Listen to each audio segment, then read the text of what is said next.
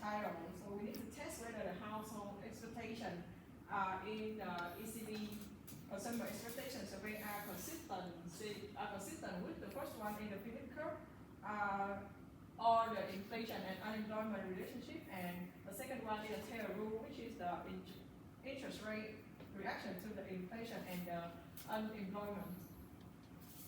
And so about the research questions. So we have 3 research questions. The first one is that we ask a question about do the Euro area household they form inflation and also the unemployment expectation consistent with the Phillips curve.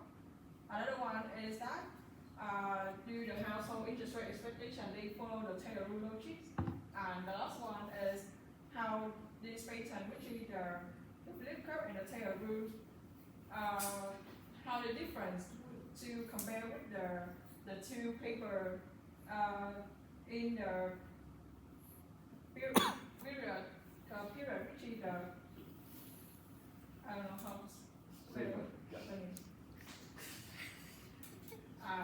moving to the motivation. So the purpose to conduct the research is that we know that the monetary policy they relies on the expectation, but the relationship between we're not sure about how the household they understand fully about the economic relationship, so we need to test. Another one is that the US study they show all the rest of understand about the Phillips curve and the Taylor rule, so we need to understand also about the Eurozone, about the ECB, and the last one is that we do not have the comparable evidence for the European household using the ECB data.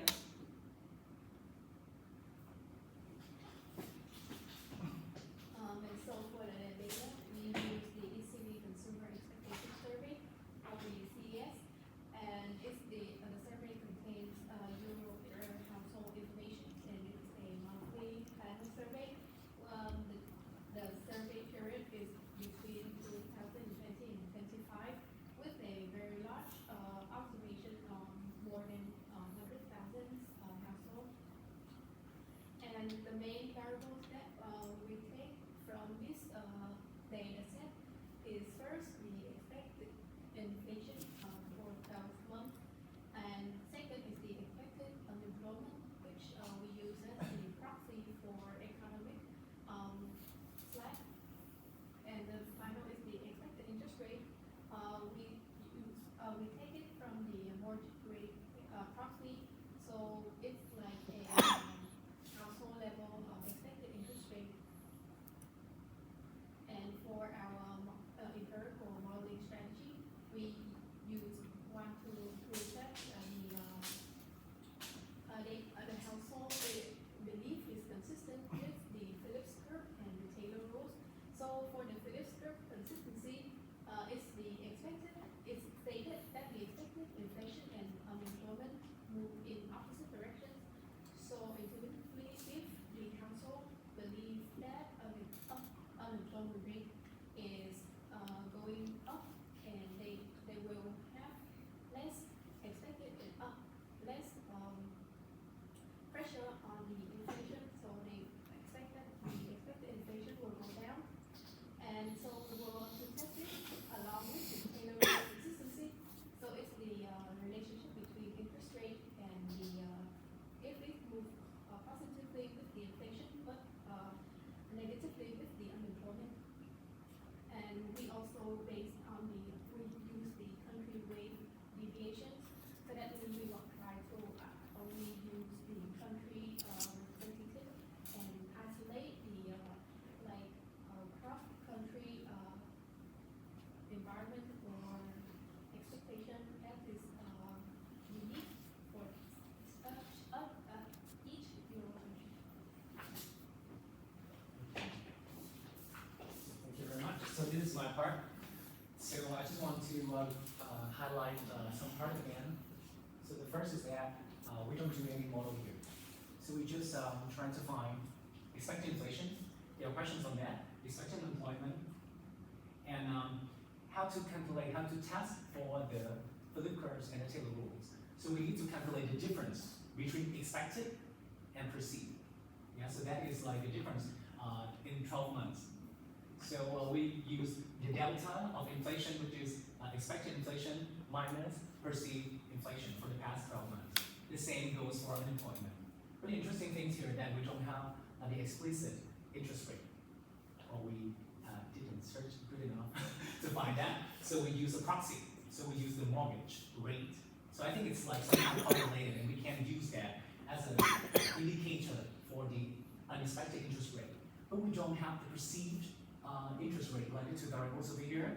So we use, that's the reason why we use the country rate deviation. So we use the mean of each rate and country so that we can calculate the difference between the expected mortgage rate 12 months into the future minus the country rate mean. Okay, so that is the three variables that we use on a test. So we just a little bit of data over here, but I didn't. We don't show it over here. So we just calculate whether first Philip curves. I just want you to remember that opposite direction, inflation, unemployment, different. We're gonna see like whether the left-hand side is positive, larger than zero, or and the right-hand side is it lower than zero, and vice versa. That is very consistent to the Philip curve. And then the same goes for the Taylor rule, but this time like we will test with the inflation and interest rate moved together, both larger than zero or both smaller than zero, or it looks like both of them to become zero at the same time.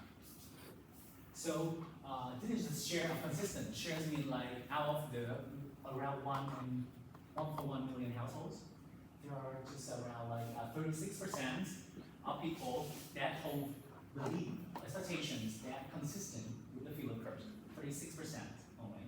And the Taylor rule that is much more lower, only at 17%. So we can conclude that about 2/3 of the households do not use the Philip curve logic. And more than 4/5 of the households do not follow Taylor rule reasoning. So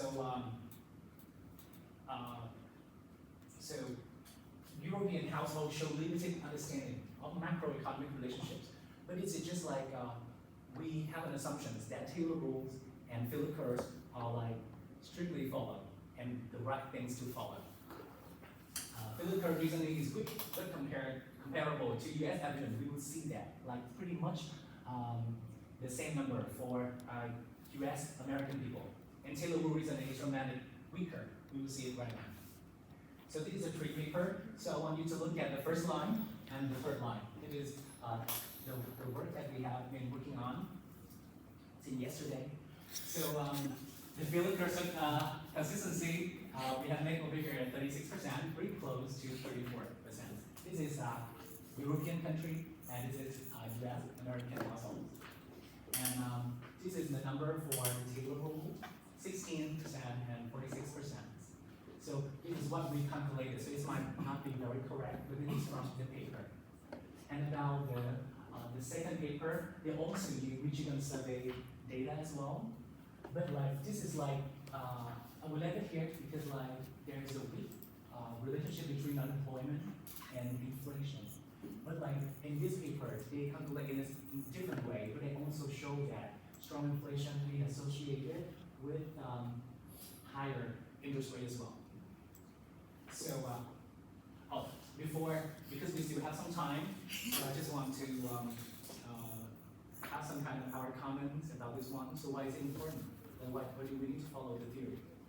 Are the theories always right? We might not know, but they are useful. So maybe other people that not like this number, another 2/3, they follow the opposite logic. But like, and why is it so important? Because we know that the ECB monetary policies, communications, and trust is really important. Whenever like high inflations, if people misunderstand the situation, they think like high inflations mean like everything is okay, they keep borrowing more, while the ECB still raise the interest rate. So that is very dangerous for the financial decision making of household that may lead themselves into financial trouble, that may lead banks to trouble, and also create economic instability. So it's very important for the ECB or any kind of central banks to know whether its citizen, the household, understand well the theory that the state bank or ECB follow or not. Yeah, but I just find out this morning as well that Philip Kurz and Taylor Loon is not always work for all the situation. We need to take into account of the economy, whether it is weak or strong. We have the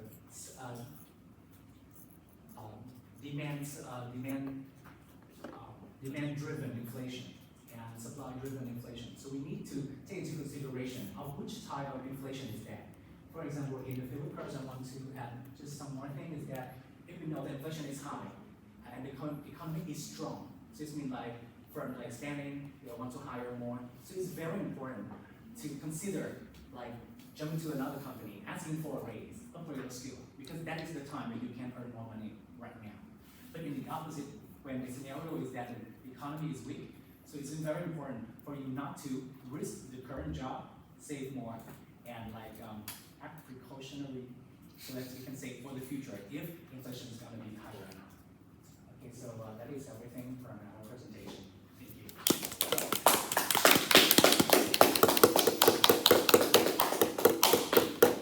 Thank you very much. Any questions, comments, or Sorry, can you go back on the last slide on the table? Yeah. I'm just curious, for the Taylor consistency, given that there's a different mandate between the US and the ECB when we measure the Taylor consistency, is there any special treatment on that? Because in the Federal Reserve, there's only one single mandate, whereas in the ECB, we have dual mandate. Looking at both inflation targeting and interest rate targeting. So when we compare those two regions with slightly different mandate like that, do we need to take anything into consideration? I think I will answer to the extent of my knowledge. So first, we didn't do anything with the people here. So this is just a descriptive statistic only. That is the first thing. And second thing is, as you mentioned about they have different targets, right? One will focus on one only, and the others with the two only. I don't know much about that, but I think maybe at this stage of the paper, we can only describe it's just a description, statistics. So I think it is also very meaningful to take into consideration of that, because that may affect whether people want to follow certain rule or not. Yeah. Thank you so much. that's a very good point comment for me, because in the US, the Taylor Loon here, for the mandate of the monetary policy of the Federal Reserve, that they focus on both full employment and inflation. So inflation and unemployment is important, equally important in the US monetary policy.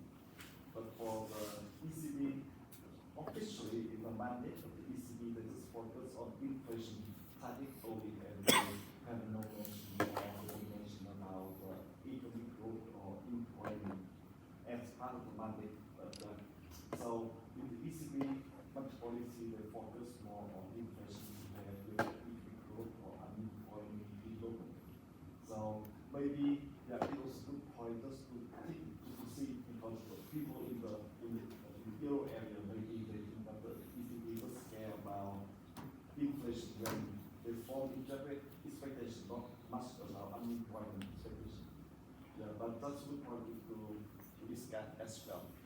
And the second thing, so based on that, I think that here too, so that is about 16% of people, they consistent with the payroll rule, but maybe you can say separate a little bit more detail in terms of whether they form internet expectation is consistent with internet expectation, and internet expectation is consistent with inflation expectation, and how much share is consistent between unemployment expectation with internet expectation. Because and then the sum of the two here, 16%, that will fulfill both the link between inflation expectation and internet expectation, right? But you can have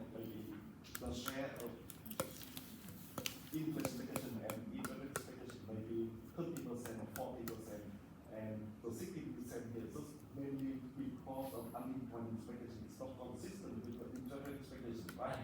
So we know where the 16% here is very low, driven by unemployment expectation or is driven by inflation expectation, right? So if you can separate it in two dimensions and two aspects, whether it's a low consistency here is driven by inflation or unemployment. And just to see where the people here they maybe focus on which indicator where they form inflation expectation, right? So that you can explain a little bit more about the 60% here because it's quite low, right? But we can know a little bit more about that. Any other comments? The next comment basically, I know that it's a time limited, but in the future, if you want to relook this project to be term paper, for example, then you also can look at whether those with high transparency and low transparency or some education aspect or where the share is different. For example, you can expect that in high transparency, the share of people forming figures is more consistent between the group of this kind of right? So you can test where the high transparency is low transparency, for example. And you also can look at the difference in the Chinese context, for example, from the German and Italian or Spanish, where the share consistency is different across energy method. Right? It also be interesting. And another type of regression you also can do. For example, here you just look at the share of people consistent, but you also can estimate the correlation between the unemployment expectation with inflation expectation. You see that the correlation here is negative or positive in general, right? Or the correlation here is stronger or lower across the demographic group. And the same thing for tailoring. We also estimate the genes or inflation expectation or the genes in inflation expectation and the genes in unemployment expectation. So that will also be estimate the magnitude of the effect of the correlation. If there is a stronger correlation between inflation expectation and how it vary across different demographics, financial of certain central bank, for example. That is all an important factor that we can study. But yeah, for only one day of work on this one, I think it's perfect. So it's good, I mean, it's good. But it's something you can expand in the future if you want to work on maybe a research paper or you want to develop a term paper, for example. It's a potential idea that you can expand and really work on that. Yeah, and just one more point, and that in the data set, get back to the one slide about data. Yeah, so here you mentioned that it's 1,000 and 110,000, but I think it's 1 million, right? No, 1 million. Yeah, What's the 1 0? yeah, so typically 1 0. Okay, so very good.